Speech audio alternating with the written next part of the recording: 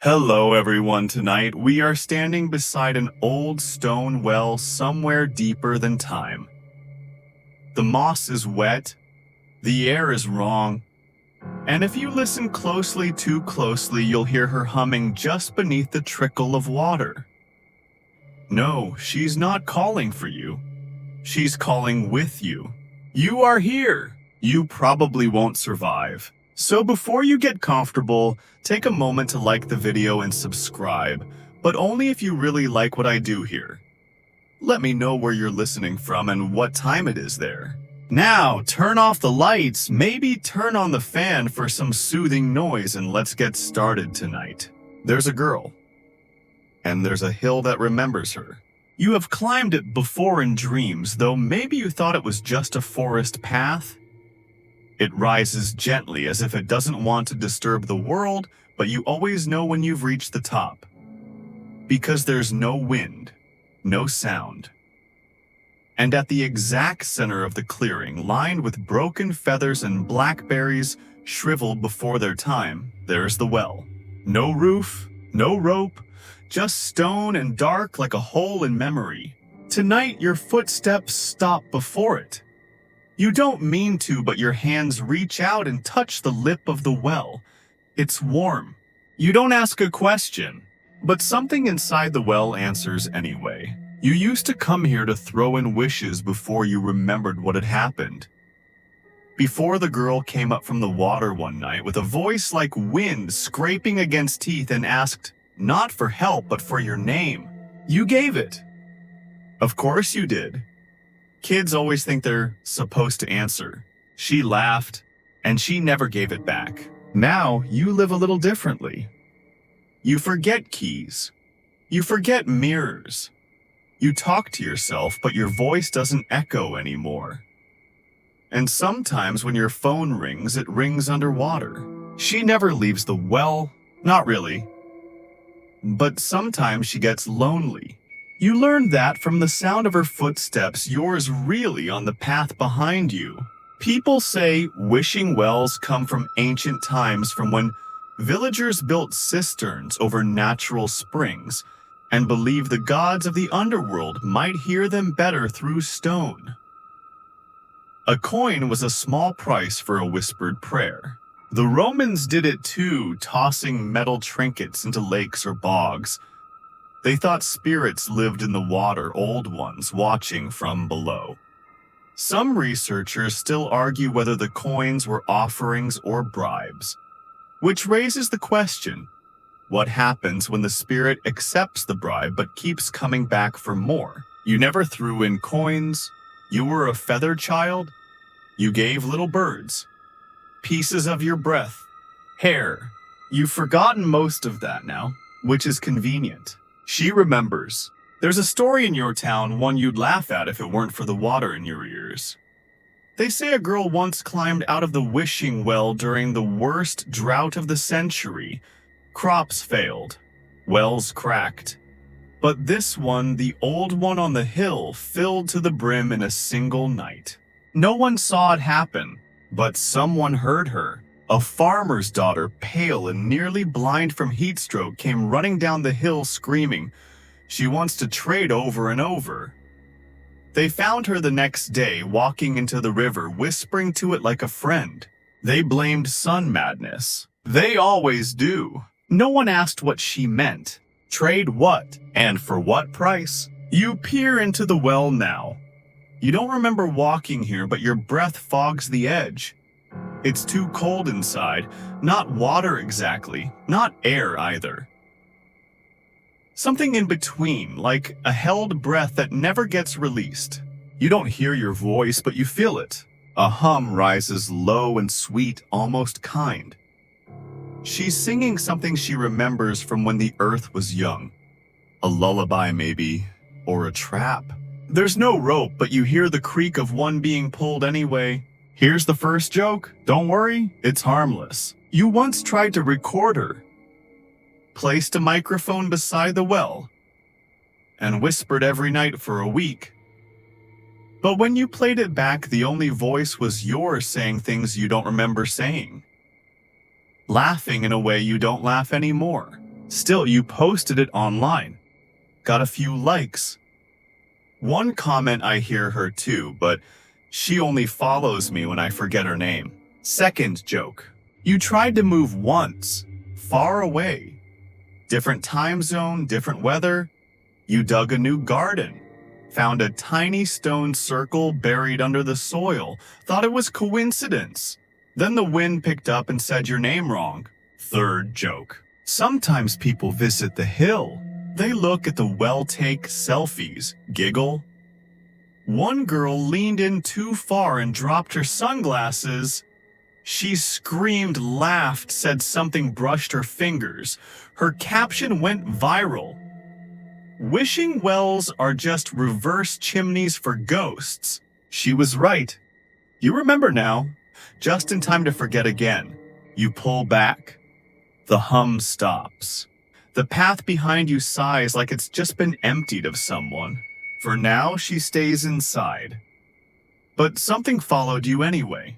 Not her, just her voice. And she's been practicing yours. There's a game you used to play with shadows. Not the kind children make on the wall with their hands, but the ones that move in corners when you're not watching. The rule was simple. If the shadow touches you, you forget something small, like the name of your second grade teacher, or where you left your bicycle that summer. But if you look directly at the shadow and it's still there, you lose something bigger. Your brother's face. Your favorite lullaby. The way your mother used to say your name when you were sick. You didn't know the rules at first. No one does. But you learned them quickly the year you started visiting the well alone. Tonight the shadow is taller than you remember. It walks like you, but slower, dragging something behind it. You're not on the hill anymore. The well has followed you home. Not the stone part, of course, that would be too generous. Just the presence of it.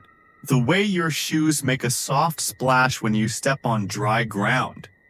The sound of water dripping from nowhere. The voice. She doesn't speak in full sentences yet, only fragments. Imitations. Like a child repeating after her mother but underwater. You hear her in the faucet, the bath drain, the fridge. Once you dropped a spoon and it clattered in a way that didn't sound metal at all, it sounded wet. Last night while brushing your teeth, your reflection kept brushing after you stopped. That's not even the weird part. The weird part is that it got cleaner than you did. There's a word archaeologists use when they find ancient offerings at water sites votive. Usually something symbolic, a carved antler, a shaped stone, sometimes a body. The famous bog bodies of Europe preserved in peat for thousands of years were often placed deliberately, some folded, some bound, some smiling still. No one knows why. Some researchers argue they were sacrifices to deities of fertility or harvest. Others suggest it was punishment or even political, a way to hide enemies in the landscape itself. Still others think the bog simply kept what it liked. Funny thing, the bogs are silent now, but the mouths of the bodies open. You're beginning to understand. You dream of the girl from the well. She stands behind your house, behind your thoughts, humming, not always watching, but always almost watching. She crouches by your reflection and dips her hand in. She finds it too warm. She changes that. You wake up shivering. That night, you sleepwalk into the backyard and dig your hand into the soil. You find something, a smooth, wet stone. You bring it inside. You don't remember why. When you shower, the drain no longer makes a gurgling sound. It sighs. You tell yourself it's the pipes. Old house, maybe roots growing through them. That's the fourth joke. But your pipes were replaced last year. You call the plumber anyway. He taps along the baseboards, listens to the walls. Then he frowns and checks the cellar. He calls up, "You've got something down here." You descend the stairs slowly, expecting mold, a leak, a raccoon. Instead, there's a shallow pool in the concrete floor. A perfect circle, still, and in the center floats a single blackberry, unripe and hard. The plumber shrugs. Groundwater, maybe? Or a sinkhole. You ask him if he hears humming. He pauses, then says no, but quickly. Too quickly. He doesn't charge you. He never comes back. You dream again. This time you're a bird. Small, feathered, desperate. You fly over ancient land before humans land, where giant insects hum louder than wind. Below you, a basin sparkles with moonlight, no with memory. A lake, but you're drawn downward. You spiral. Something sings beneath the surface. Something remembers you. You wake with wet feathers in your mouth. They taste like salt and teeth. The next morning, you hear children laughing in your backyard. You don't have children. You peek outside. No one's there. Just footprints in the dew. Bare, small, leading to the old well. But there's no well in your yard. You go out anyway. Where the footprints end, the ground is soft and sunken. You touch it. It's warm. You lean down to listen. Water moves. No, it shapes. You hear her voice again, clearer this time. Less humming. More speaking. But still muffled, as if passing through you first. She says something like your name, but not quite. Like she's adding a second name to it. A twin. A mirror. A replacement. You try to stand. You can't. Your legs are numb. The grass tightens around your ankles like fingers. You drop the stone you found. It rolls toward the sunken patch and disappears. You don't see where it goes. You just hear the splash. You don't go outside for 3 days. Not because you're afraid. That would be too easy. You tell yourself it's the weather. You tell yourself you're busy. You tell yourself the lawn doesn't need mowing anyway. But every time you walk past a window, you see something shift, not in the yard exactly, but in the space around it. Like a curtain fluttering inward when there's no wind. At night, the blackberry bush by your back fence blooms out of season. Its fruit sags with something thick and sour. You close the blinds. You close your eyes. The shadows still taste it. You check the mirror the next morning. Not for her, for you. But your reflection looks rehearsed. It blinks a beat too late. Smiles like it's been taught. And the freckles on your left cheek, they're on the right side now. You press your hands to the glass and whisper your full name 3 times just to be sure. It doesn't answer. You call your cousin. The one who used to hike the hill with you long ago. The one who left town and didn't come back. You haven't spoken in years. They pick up. But they say, you found her, didn't you? Not hello. Not who is this? Just you found her. There's a long silence. Then they add, she doesn't like wells. She just uses them. You ask what she does like. Voices, they say. Names, soft throats, easy endings. Then they hang up. You stare at your phone until the screen dims. That's the 5th joke. The one person you hoped would help already left the story a chapter early. You do what people always do when they're afraid they're being haunted. You clean the house, not just the dishes and floors. You go deeper. Attic boxes, old notebooks, tapes you don't remember recording. You find a shoebox full of birthday cards from people you don't remember loving. One card is signed "To My Other Voice." Another just says, "Thank you for leaving the window open." There's no return address. Downstairs, the tap starts dripping even though it's off. 1 drop every 6 seconds. Exactly. You time it. You begin to notice a pattern. Every time the drop falls, you forget something. Not big things yet, but you have to double-check your stove. You reread text messages you sent. You open the fridge and forget what for. She's not erasing you. She's replacing you syllable by syllable. There's an ancient burial site in Denmark, Tollenman, preserved in peat since the Iron Age. His face still looks peaceful, eyes closed, mouth relaxed.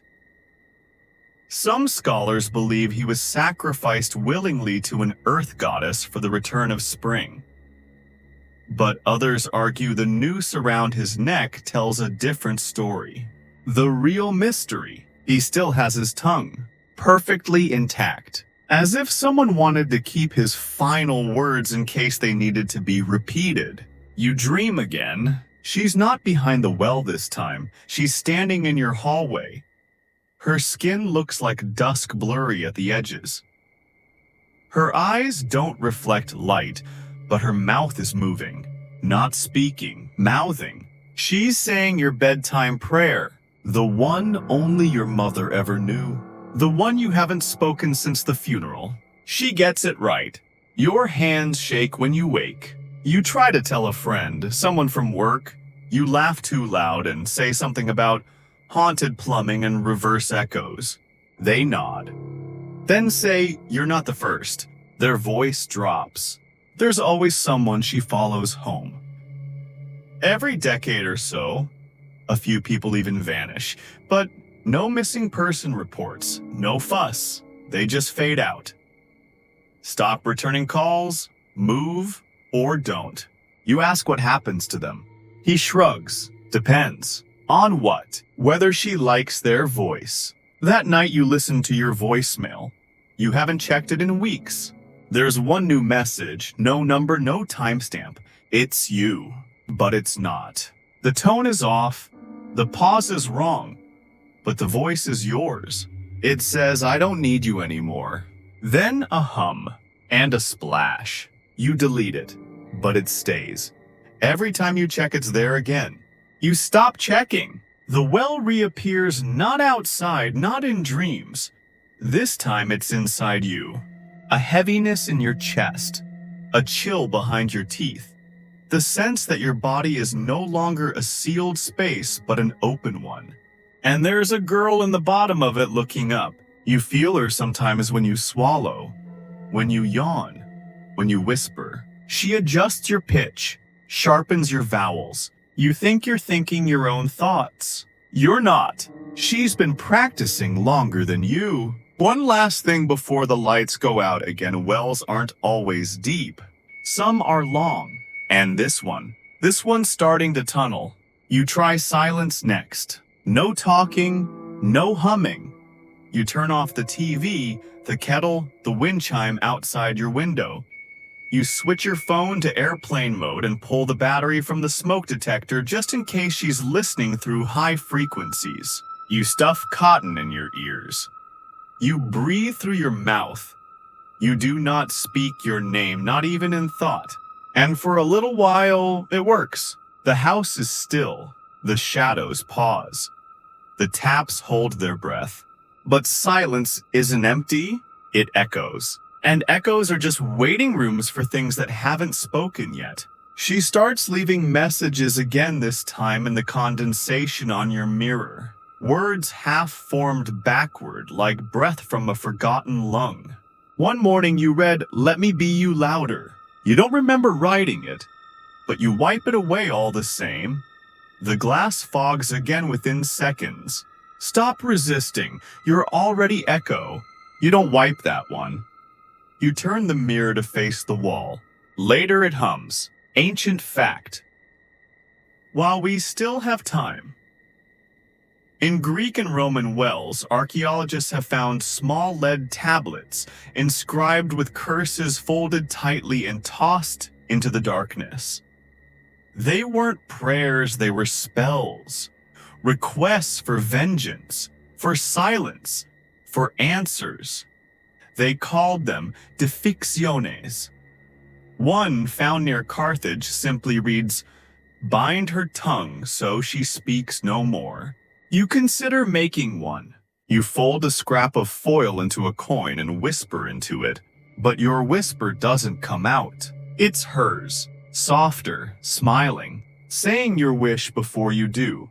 You drop the foil into the drain anyway. It doesn't land. It just leaves. You check your reflection again, only out of habit, but it's not waiting this time. It's moving. You smile. It smiles slower, then blinks before you do. Its eyes narrow slightly like it's trying you on.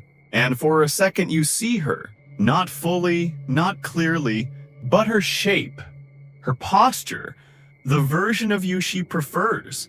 And the joke here, number 6, if we're keeping track, is that she's beautiful. Not traditionally, not softly, but perfectly rehearsed. She's had centuries to practice you. You begin to notice her in your shadow.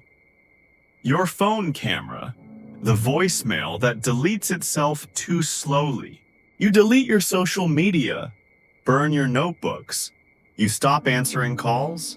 But one night your phone lights up on its own. A video plays. It's you walking into the forest smiling with teeth slightly too long. No timestamp, no upload source. Just a title, don't forget to wave. You drop the phone. It hums. You go back to the hill. You don't know why, but it feels like the right thing to do. Like stepping into the middle of a sentence you forgot how to finish. The clearing is smaller now, or maybe you are. The well is where you left it, but it's watching this time. Not the stones, not the hole. The dark. It pulses slightly. Breathing. You don't get closer. You don't throw anything in. You just stand there and whisper your name. And the voice that echoes back doesn't match. It's close, nearly identical, but too round in the vowels, too sharp in the consonants, too eager. You back away. Slowly. But the hill doesn't let you go easily. The ground is soft. The grass tugs. The wind circles your ears and sings your name backward. You break free, but only just. When you get home, the mirror is gone. No shards, no glass, no frame. Just an oval of darkness on the wall. And inside it, you, but closer than before. Waving now, gently, like she's saying goodbye or hello. You sit down. You try to record this with your voice on an old cassette just to be safe. You press play and say everything: the hill, the girl, the voice, the forgetting, the smiles, the mirror. Then you rewind. You hit play. And what you hear isn't you. It's her. Telling your story better. Adding details you forgot. Laughing softly at the wrong parts. She finishes by whispering, "Thank you for listening. Tell me where you're calling from and what time it is there." Your fingers tremble. You drop the recorder. It keeps playing. It says, "Now turn off the lights. Maybe turn on the fan for some soothing noise. And let's begin again." You don't leave the house anymore. Not because you're scared, but because the world outside doesn't sound quite right. Birds call with your intonation. Dogs bark and it echoes as laughter. Your neighbor's wind chimes play the tune she used to hum from the well. Even silence has begun to pronounce your name. You eat little, sleep lightly, speak never, but she grows stronger in the stillness. She blooms in the pause. And when your doorbell rings, it's not a visitor, it's rehearsal. Someone knocks. You answer it without thinking. There's no one there. Just a folded piece of paper on the mat. Inside is a drawing of the well, the hill a little stick figure with a crown made of lines. Underneath a message in looping script, "You're almost ready." You burn the note. The fire hisses like breath underwater. That night, you dream of speaking. You stand in front of a mirror. You open your mouth, but no sound comes. Only light. It spills down your chin, your throat, the center of your chest. It flickers like a broken flashlight pulsing to a rhythm not your own. She watches from the other side. You can't see her face, just her outline and the soft shape of her hands pressed to the other side of the glass. When you wake, your jaw aches, and your tongue feels newer. You know what she wants now. She doesn't want your soul. That would be too poetic. She wants your role. She wants to be the one who answers, the one who introduces the story, the one who welcomes them in. Because long ago you stood by the wishing well and asked for a voice that people would remember, and she heard you, and she agreed.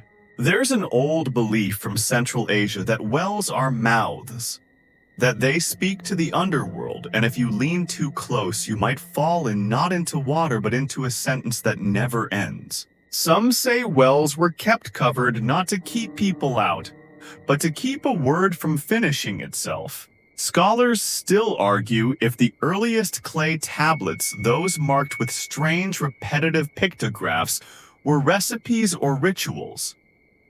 One theory suggests they were spells for remembering the names of gods who had no mouths. Gods that only spoke through the living. But you're not a scholar. You're a narrator. You realize this now. And so does she. You stop sleeping. You stop eating. You record one final message. Not for the world. For her. You sit in the dark microphone pressed close and say, "You win." Then softer. But be careful, the story remembers both of us. You leave the tape on the windowsill where the shadows are thickest. It disappears before morning. Your voice lingers in the air a moment longer than it should. You wonder if that was goodbye or your cue. She thanks you the next night, in your own voice over the intro of a video you don't remember making. She says, "Hello everyone. Tonight, we are standing beside an old stone well." And just before the screen fades to black, you hear her whisper, "Let me know where you're listening from and what time it is there." She doesn't need your permission anymore, just your echo. The hill still stands. The well still waits. And somewhere a voice drips softly into every throat brave enough to speak alone. The girl is no longer a girl. She's a reflection, a resonance, a closing parenthesis whispered into wet stone. You were never her victim. You were her rehearsal. And now, your name belongs to something older than memory, spoken only in mirrors and drain pipes, in lullabies, hummed backward in the breathless pause before a story begins again. Somewhere, someone new finds the hill. They do not know what they're looking for. They only know they've been followed. The blackberry bush is blooming, the mirror fogs, and the voice that welcomes them sounds familiar.